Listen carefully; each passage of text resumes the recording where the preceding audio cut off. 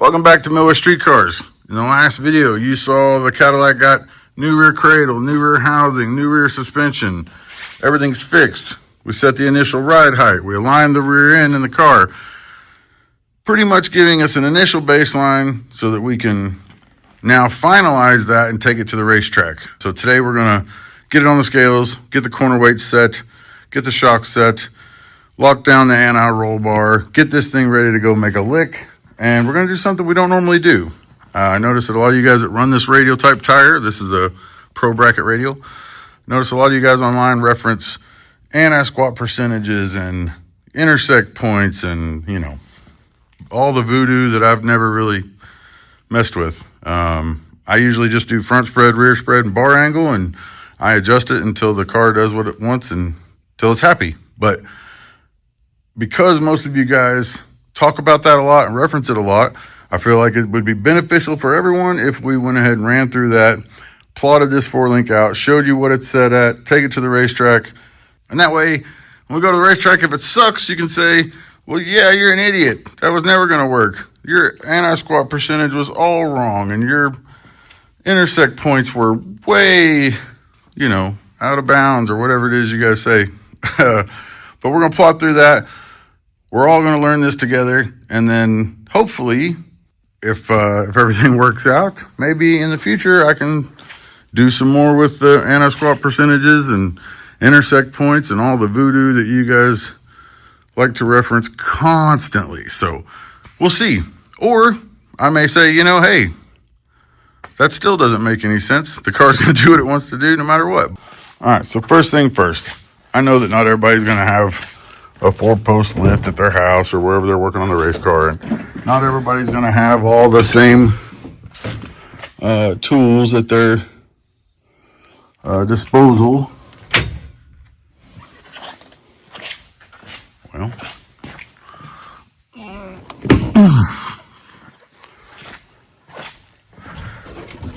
not everybody's going to have all the same tools and stuff at their disposal. They're not going to have this 4-post lift, and they're not going to have turn plates, but it's a whole lot easier for me to show you how to do it with the tools that I have rather than, you know, some dimly lit video laying on my back on the floor and rolling jacks around for however long that takes. Not that I haven't done it that way, and not that I wouldn't do it that way, but it's just easier to show you guys how I do it this way.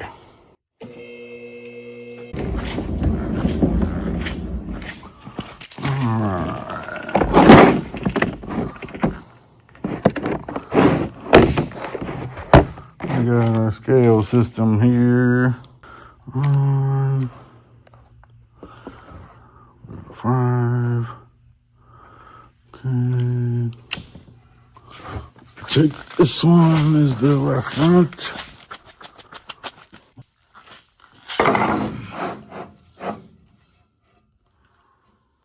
That right there. This is right front.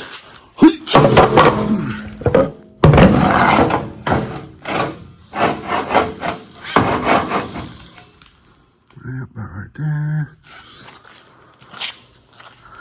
Okay, right front's reading 1, so we're going to 0, right front.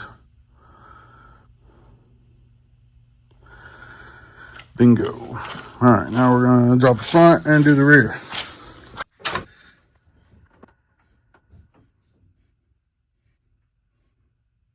Okay.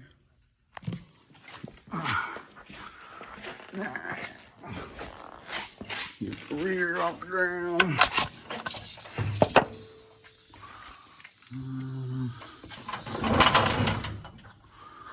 Let's do this one out here.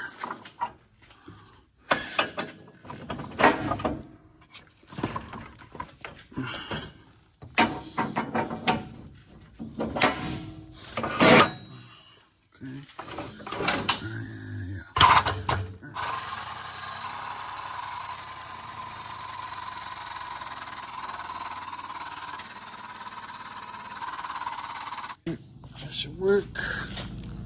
Now, what we got here? This is left rear.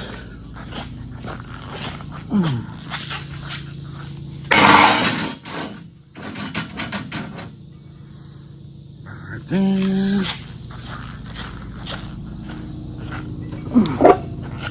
Right rear. Right there. Okay. We're going 0. Right rear. Beautiful. Now we can let it down. And that should be it for needing the bridge jack. For a while anyway.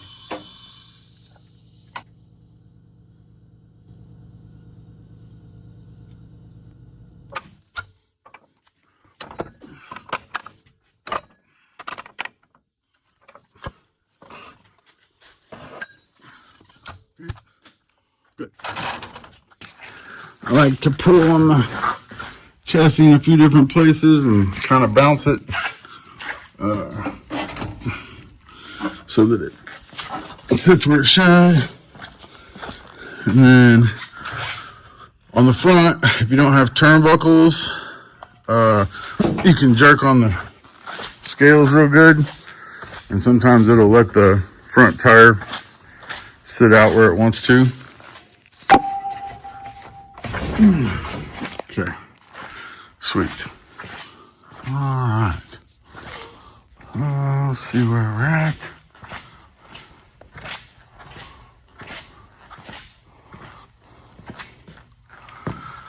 Okay, so the way that we set it up initially is usually really good, and as you can see, it's really close. So if we wanted to get a little bit more, so this is left front, left rear, right rear. If we wanted to get those two right rear a little bit closer, we can, but to me, it's more important on a small tire deal like this. It's not going to make a whole lot of power through the middle, like a big, twin turbo car like I got or whatever. Well, you can get these really close in the rear, but it's more important to make sure that the ride height is right with the 4-link bars being even on both sides, because, you can, that's not bad at all. I would run that the way it sits, you know what I mean? And because a lot of times cars go left, the, harder, more power you have, the more it's going to want to go left, and the more you're going to have to put weight on this tire to keep it from going left. So, or take weight off of this tire, however you want to say it. But that's not bad. And that's all the tire pressures are set. It's got the driver weight in the car, full of fuel, full of water. I mean, this thing's ready to go on the starting line. Nitrous, CO2, the whole deal. So now we can run through, check our angles on our 4-link bars and our ride height, make sure none of that's changed, and set shocks and anti-roll bar. And if we need to make a change on the corner weights, we will. Most of the time we do that with the front struts, not with the rear. So, but yeah, we'll see where we're at. We're about 30 different on the rear, so we'll see where we're at. Because it was showing 30 pounds-ish, 27 pounds heavier on the left rear than the right rear, and just to, give a more comprehensive video here, what I did was I went to the driver's front, I took my spanner wrench, I put a half a turn in this coil up, so basically put more tension on this tire, which in turn transfers to the right rear, because it's a corner weight, so you put more tension on this, it puts weight over there. To double check, we would come back here, and we're going to take our angle finder, make sure we didn't get ourselves out of whack. That's showing 680. I'm going to put it on this 4-link bar, and that's showing, whoa, hello.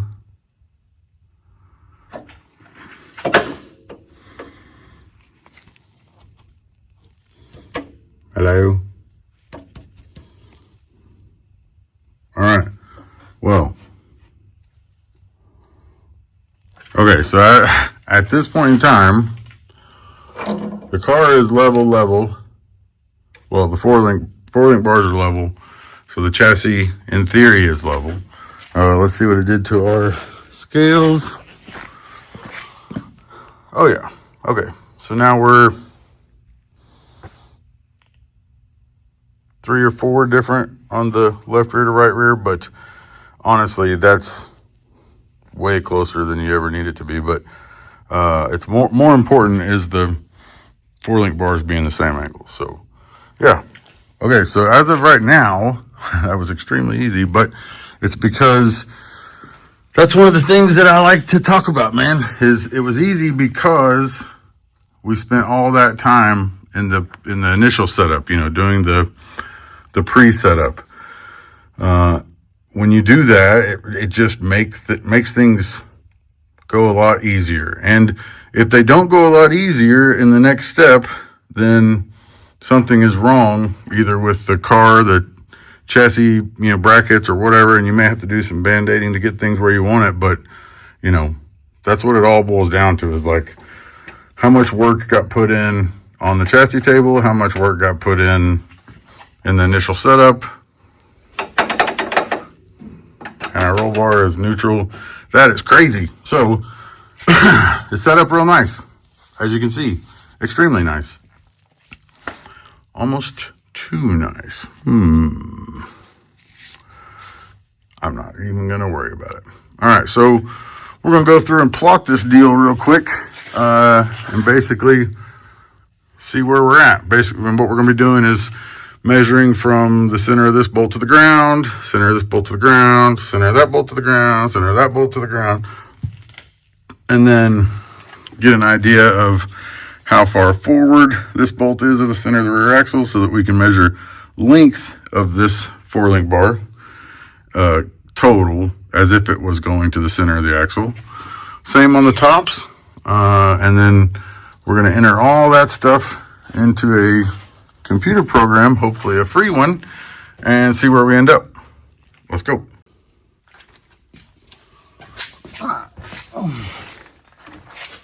What we're going to do is we're going to measure from, this is going to simulate the ground. We're going to go center of the bolt.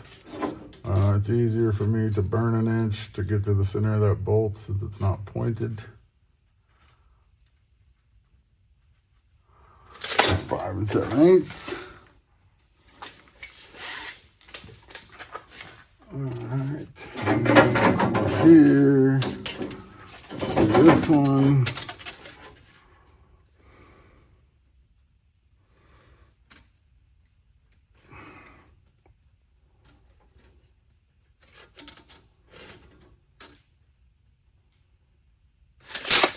$16 5/8.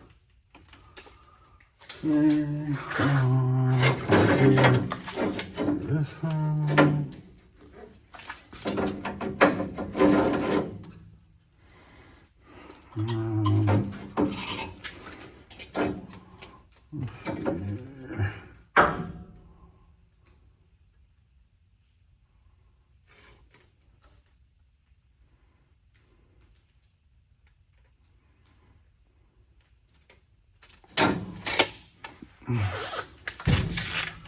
Ow.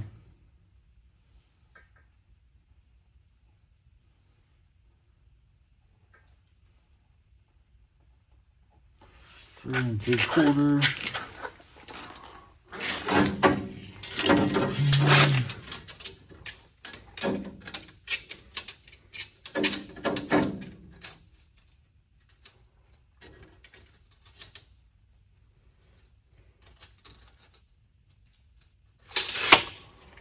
$18 and 11/16.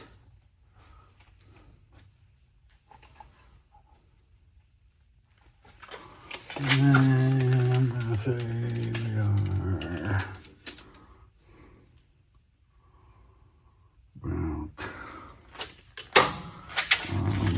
we are about, I'm gonna say we are about 1/2 inch maybe.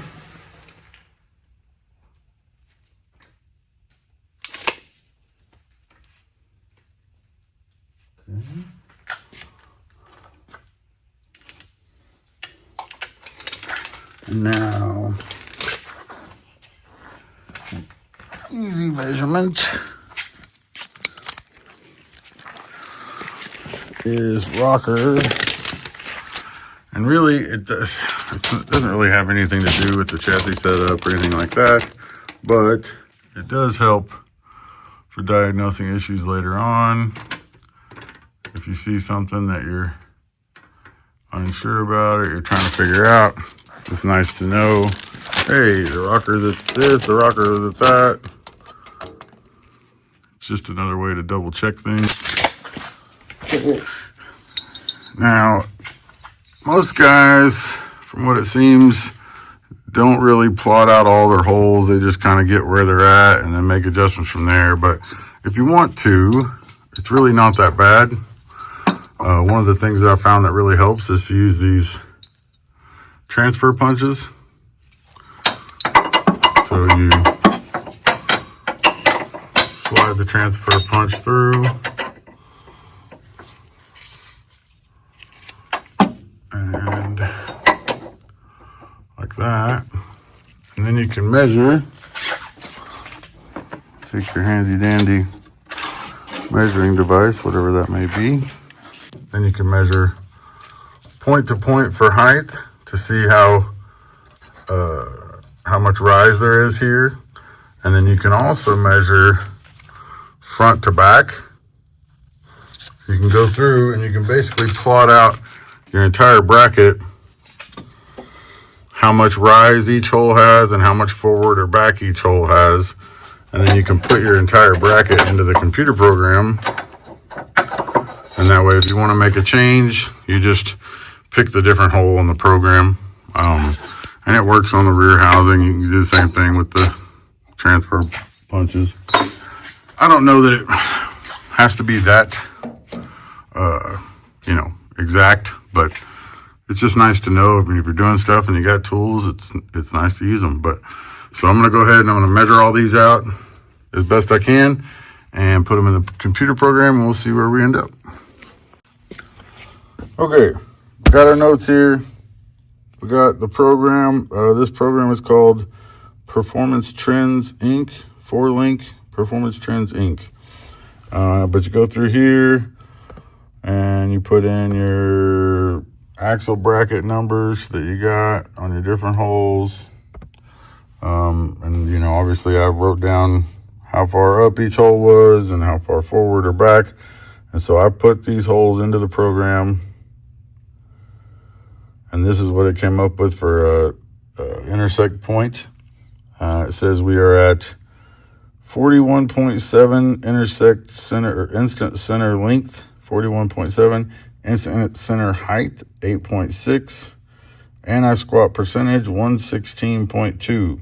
So I don't know, that's what we're gonna try it right there. We're gonna try it right there, and then that way, if it doesn't work, we'll know where we were, and maybe we can come in here and try a different, try a different hole here. I don't know, but yeah. So that's where we're at. Let me know. Comment if you think this is gonna work worth a flip on a pro bracket radial and a 3,300-pound nitrous car. We'll see what happens.